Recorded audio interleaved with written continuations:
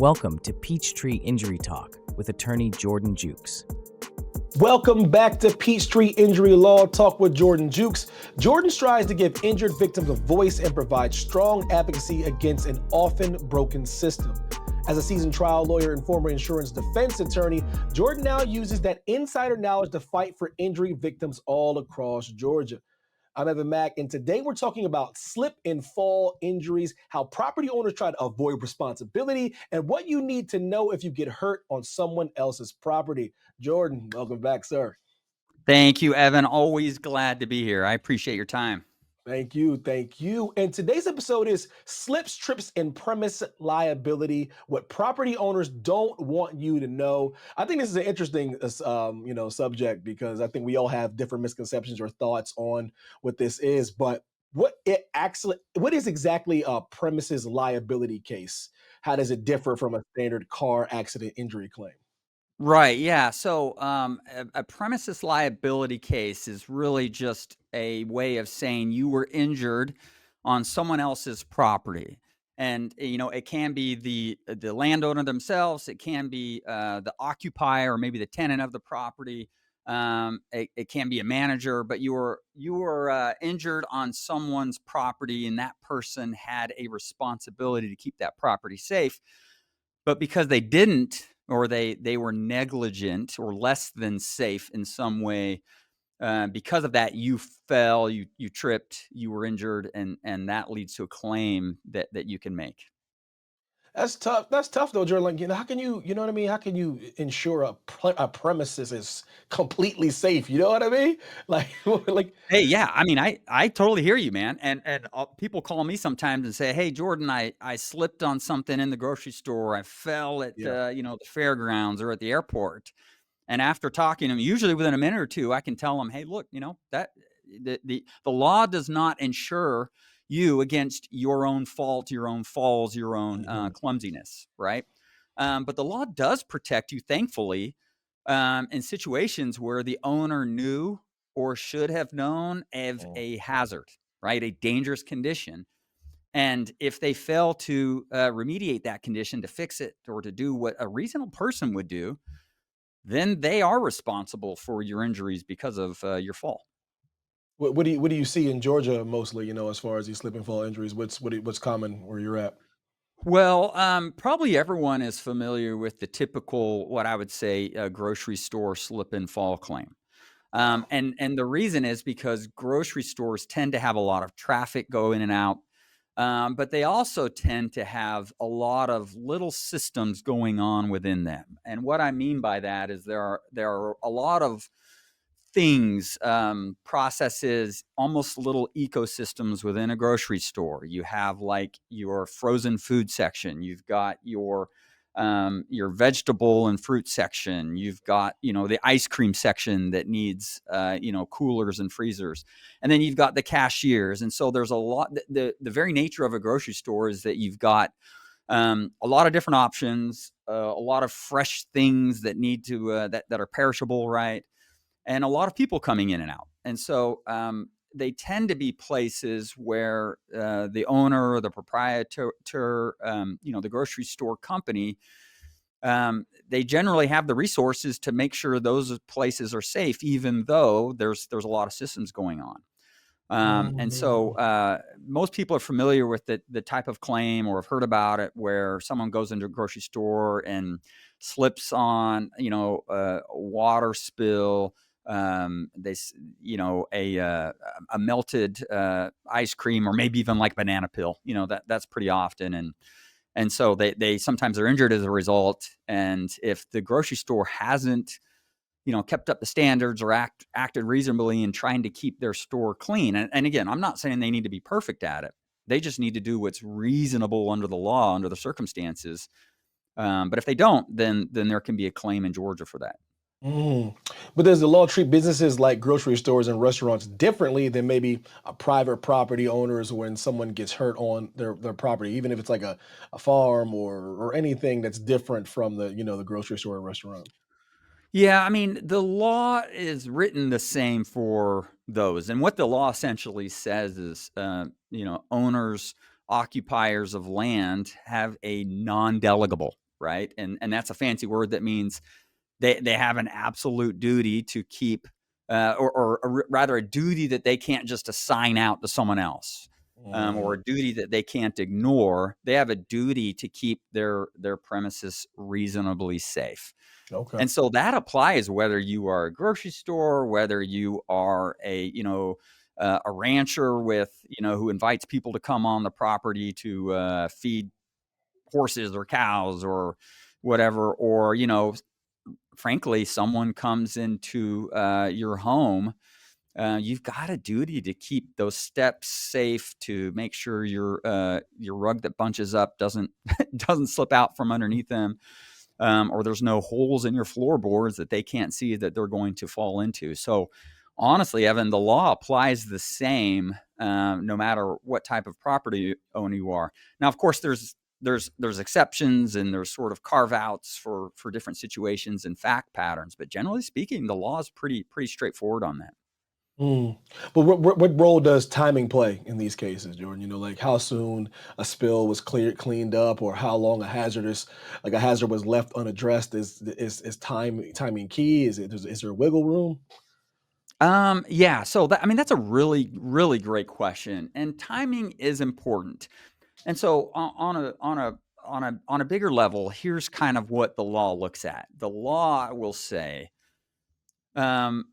did the owner or the landowner or whoever's occupying that land, did the grocery store owner or the homeowner, did they have superior or greater knowledge than of that hazardous condition than the person who fell? That's really the ultimate question in any of these slip and fall premises liability cases. Was the owner of that land aware of it, or should they have been aware of it if they had taken reasonable steps to try and keep their property safe? And so timing comes in that regard. And so I had a case once, and I'll give you an example of this with that sort of law in place. I had a case once where a family was walking down a well-known establishment, I'll say, in the Atlanta area, and they came across their child or someone in their family slipped on what ended up being a soda drink, a clear soda drink, right? Carbonated soda. And they fell and they were legitimately injured. And I think there was in fact, a broken ankle that required surgery. Wow. And so they came to me and they said, look, we fell on this. We want to make a claim for our injuries. And so we looked at it. We went and we talked to the establishment, and that establishment came to us back and said, we have very clear evidence, really a video, showing that one or two people just ahead of that person who was injured, their kid was holding a clear soda carbonated drink and spilled it. No And way. and that person was only 10 or maybe 15 feet ahead of them. And as the person who was injured was following them, the injured person didn't actually see the drink spill, but they stepped in it and got injured. And so the timing issue there is, the question is, did that establishment, did the owner of that property have enough time to become aware of that spilled liquid and also to fix it, right? Or at least to post something saying, hey, everyone, everyone alert, notice there's a spill here. And of course, the answer to that is no. I mean, it's common sense. Yeah. I think most things in the law are actually, when you think about it, are common sense things, or make common sense. And so the timing there was there enough time for that landowner in the establishment to become aware of and then remedy that dangerous condition? Of course, the spilled soda became a dangerous condition. You can fall on that. And the answer there is clearly no. And so there has to be enough time between the creation of that hazard, right? Something being wrong or posing a danger, and for the owner of that property or that establishment to actually do something about it and to fix it. Wow. We talked about the video evidence, but how important is photographic or video evidence in these cases? What Yeah, should I mean, that's what should somebody that do is, right away? yeah. I mean, Evan, that is a fantastic question, and it can make all the difference in the world. Wow. And so, like in that case I just mentioned, the establishment saying, hey, look, we have on video this, child spilling this drink, and then 10 seconds later, your guy falling and getting injured. That cleared the establishment really of any wrongdoing, because there just wasn't enough time there. And so if in any case we take, the first thing we will do is we'll send a letter, by certified mail. We'll type it up and say, hey, establishment owner, we're sorry to alert you of this. You probably already knew about it, but there was a fall, there was an injury on your property on this day at this time, this time of day, within 20 minutes or so. Can you please, we're asking you nicely and under the law, save any photos, video, audio recordings, incident reports, these things that'll help us to be able to see what exactly happened.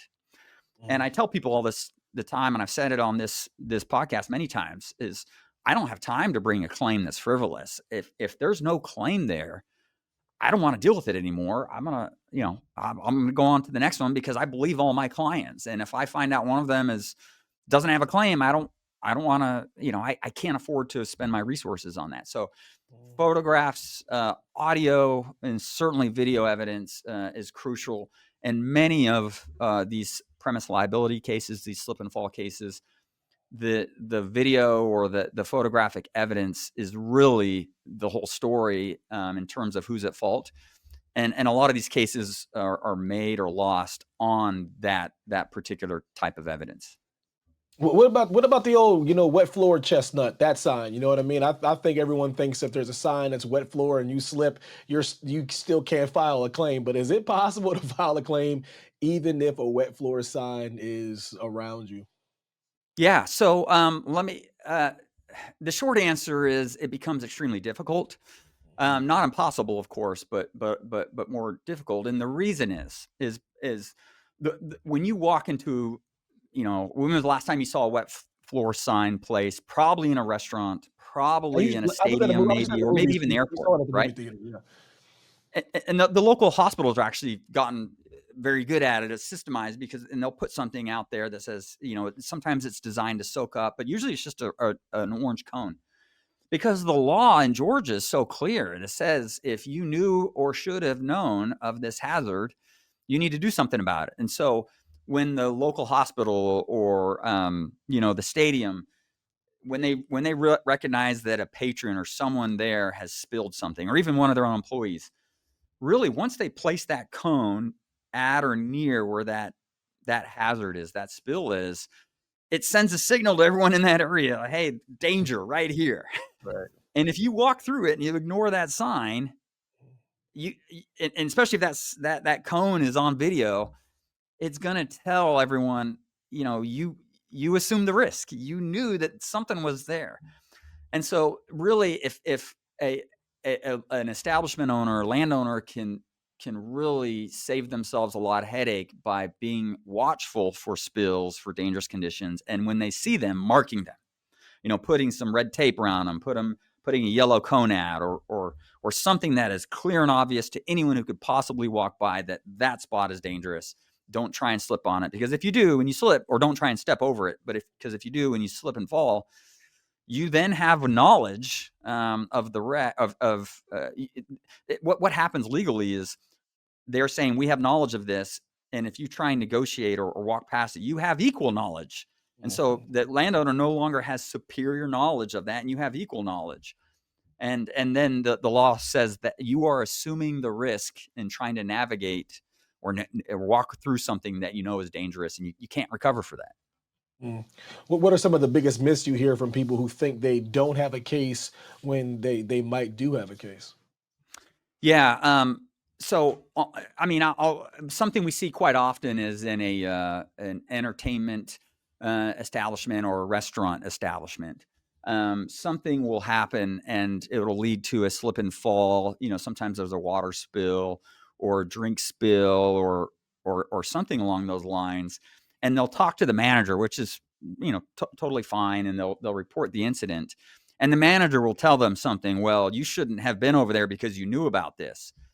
Or there's some communication from the property manager's insurance company where they sort of shame them and say, well, you should have been whatever, you should have been, paying attention, or you shouldn't have been wearing those shoes or something like that.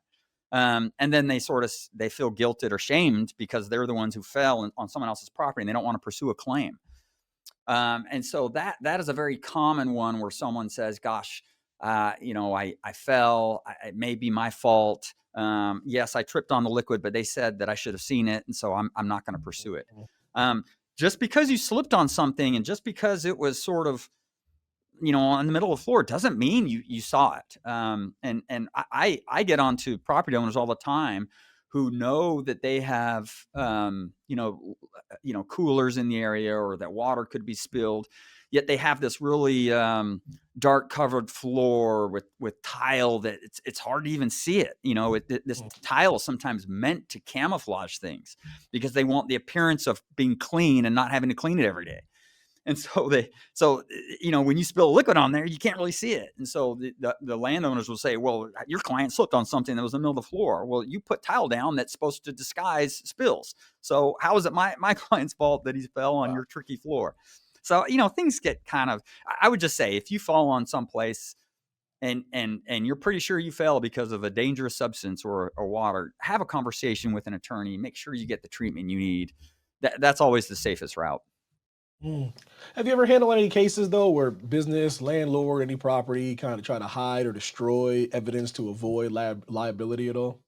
Oh, I mean, I'm not going to say every case, but it happens. And if you go and read in the history of jurisprudence in Georgia and all the cases that have been written, you'll see a lot of examples of that.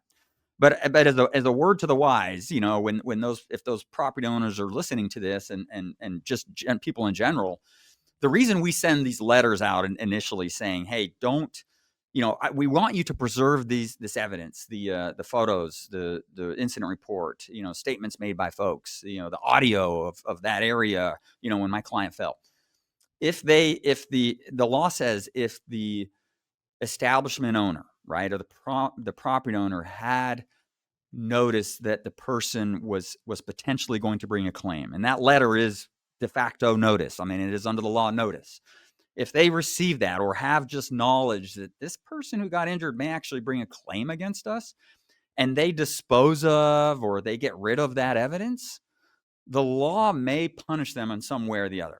And sometimes that is stripping away some of the defenses they may need to bring. Well, we had just inspected it. Well, if you get rid of the video evidence that would have shown you inspecting that floor before my client fell, then you shouldn't be able to rely on that defense saying we inspected it and we walked by timing, there was nothing there.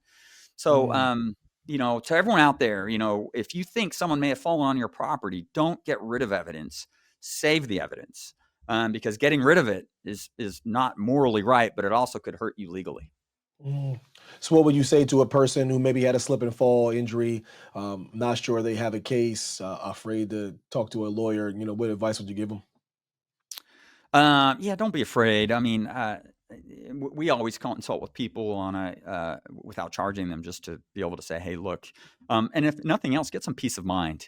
We've handled a lot of cases where someone came to us late in the game, maybe a year or so after they fell, and they were just really good people who just didn't want to go through that process and didn't want to feel like they were blaming someone else, but they had a permanent injury, a broken leg or something that they'd been in the hospital for some time.